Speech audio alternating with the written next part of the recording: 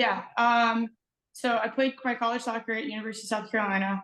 And then I've played for Sky Blue, Chicago, um, Louisville, and now I'm at Angel City here in LA. That's in the NWSL, and then I also play a season for Sydney FC over in Australia.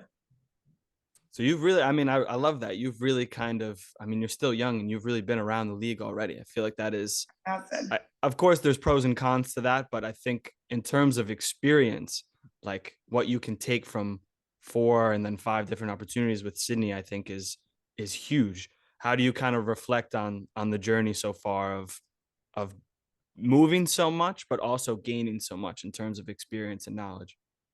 Yeah.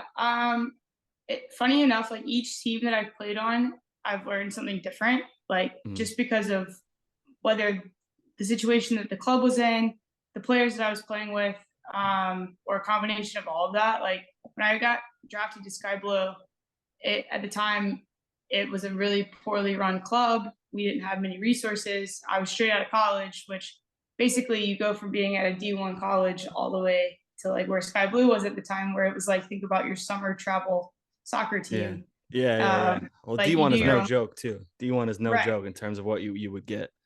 right. So like that was a huge adjustment change for me of like not being handed everything that I needed at the time and like having to find my own way through that. And like being a young 21-year-old, I was like, well, I don't know what's going on. Like someone tell me what to do. Yeah. And Yeah. so like learning from that situation to then going to Chicago and playing with arguably like one of the best rosters at the time. It was like completely stacked from top to bottom.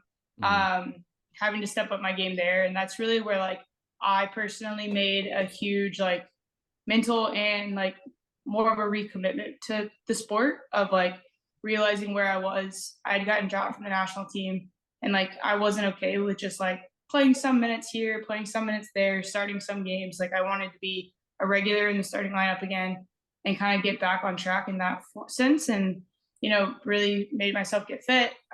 So like that was a huge year and a half for me of like really rededicating myself to the sport. And then got traded to Louisville, who was an expansion team at the time.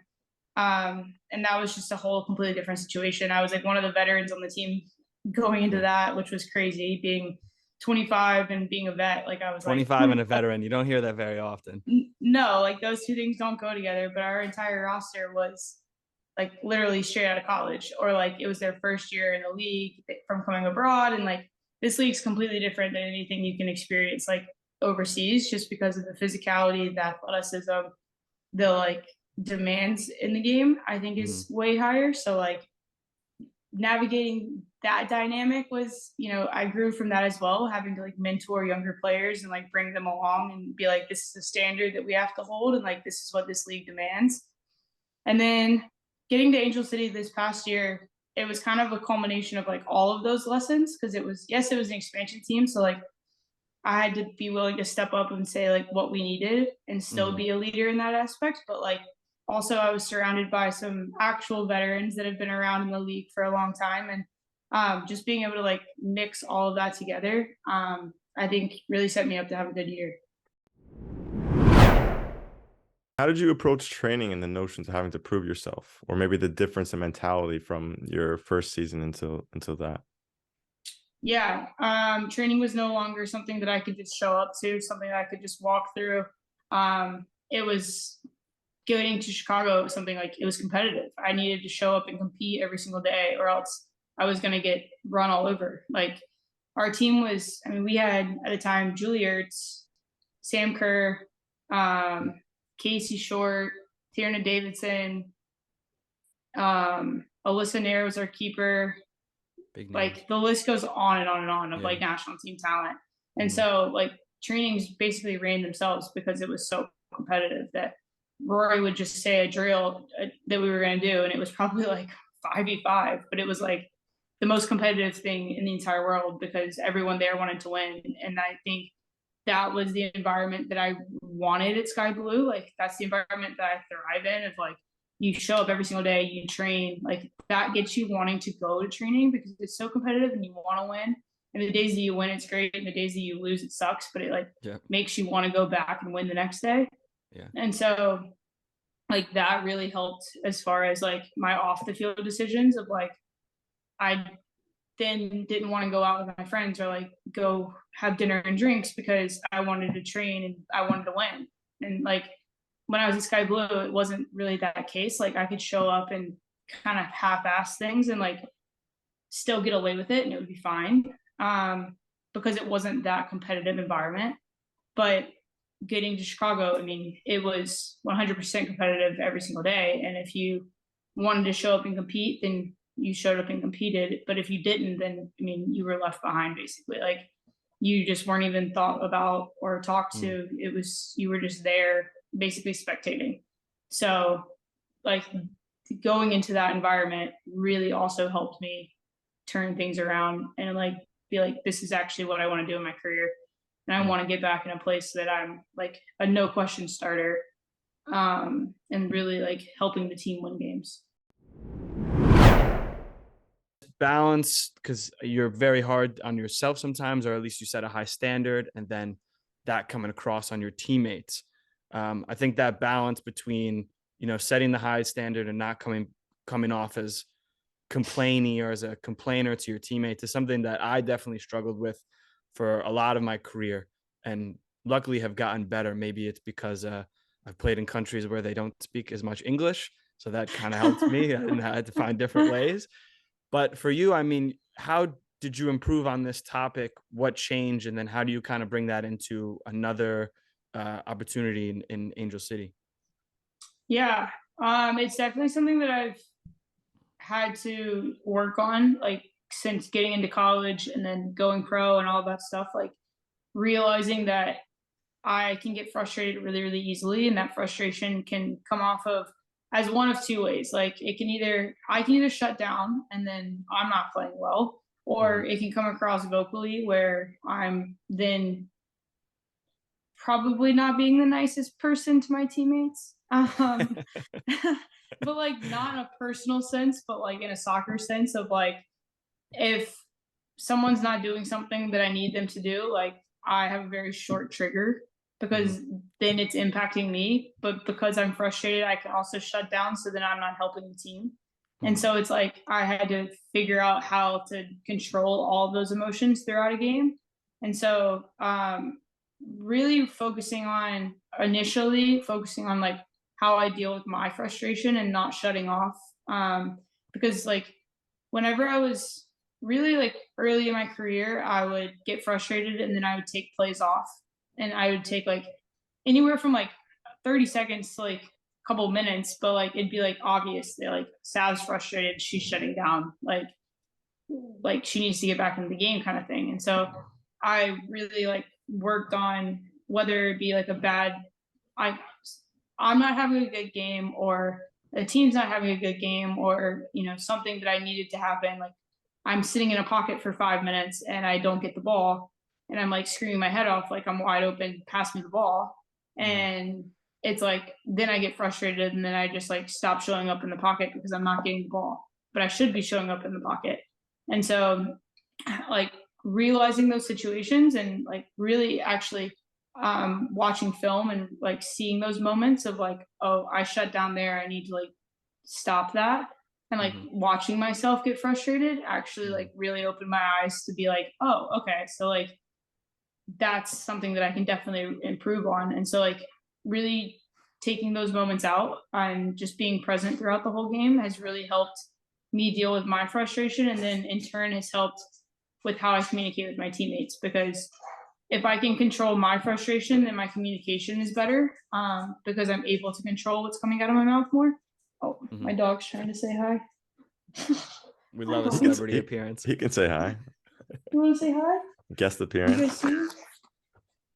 Oh, look at him. There he is. Hi. Oh my God, he is beautiful. Down, buds. Down. He's like, enough of this podcast. We got stuff to do. He's like, are you done, Mom? Remember, we're supposed to go outside to the beach, you know? It's throughout that time. But yeah, so just being able to like manage those situations and really manage my frustration has really helped how I communicate with my teammates. Because if I can keep myself calm and on an even playing field, then how I communicate with others is easier for me. Yeah. Because I can stay more present instead of get so worked up in the frustration. Right. No, it's a great realization. Yeah. Sorry, Sean. No, and I mean, with that, that's certainly going to improve your performances and get back to your goal, which you're not shy about sharing, is getting back to the national team. You had an experience right out of college. First off, how was that? And yeah, I've read that basically everything you do is dedicated to get back there. Yeah. It was a crazy experience right out of college. Going into that kind of environment right out the gates from college was a huge eye opener of like what that actually looks like and what that environment is. And like I said at the time, like I was definitely not in the space to deal with that environment every single day, like mentally and physically. Like I just wasn't there yet as a 21-year-old. Like I had a long ways to go.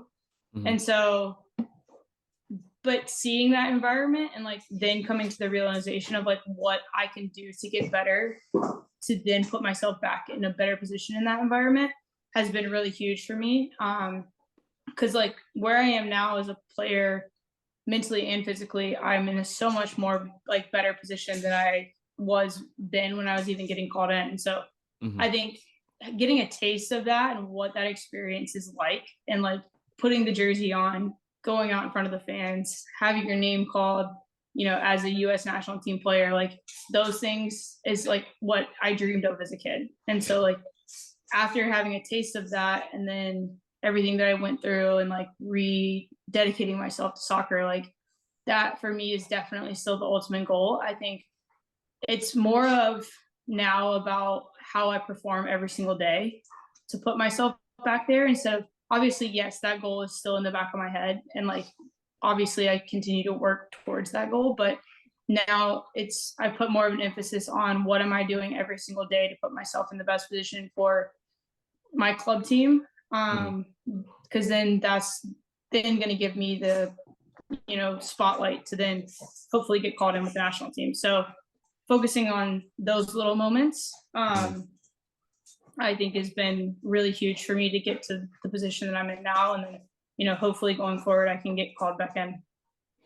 I think that's a great mindset. And I think Sean maybe had the same idea as me, is like, it's actually Sean's quote, I believe. We're trying to trademark it, but it's to have a direction and not an end goal. Because I think the end goal can sometimes distract you from the process.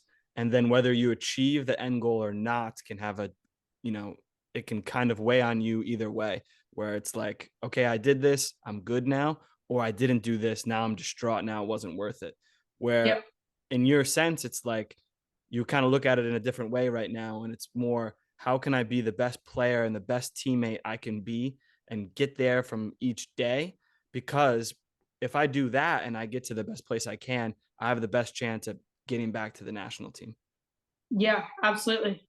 I like that quote. That's awesome. Sean, you really got to get on trademarking that. Someone's going to snatch it up. You're going to find it on like, inspirational quotes. You Google it and someone's going to snatch it up. You got to be quick. Yeah, we got to be quick. And with that, I mean, you're in a good place now in LA, but being in the right situation and environment to be comfortable on and off the field certainly will help you perform. What is your relationship with this?